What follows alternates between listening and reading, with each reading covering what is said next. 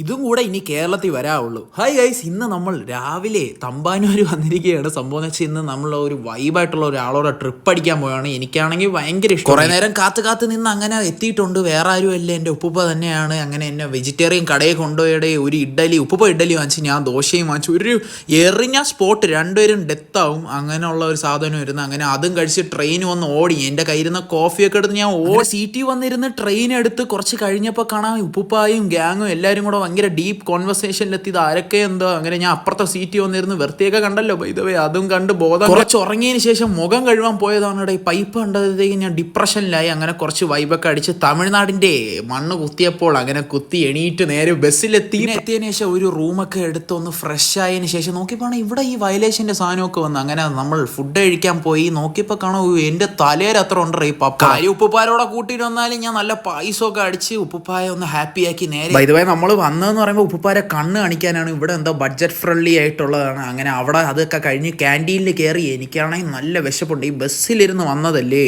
അപ്പോൾ അതിൻ്റെ വിശപ്പെല്ലാം ഞാൻ തീർത്ത് കോഫി അടിച്ച് അടുത്ത വണ്ടിക്ക് തന്നെ കയറാമെന്ന് വെച്ചാൽ. അപ്പോൾ അത്രയൊക്കെ ഉള്ളൂ ഗൈസ്. അസ്സലാമു അലൈക്കും.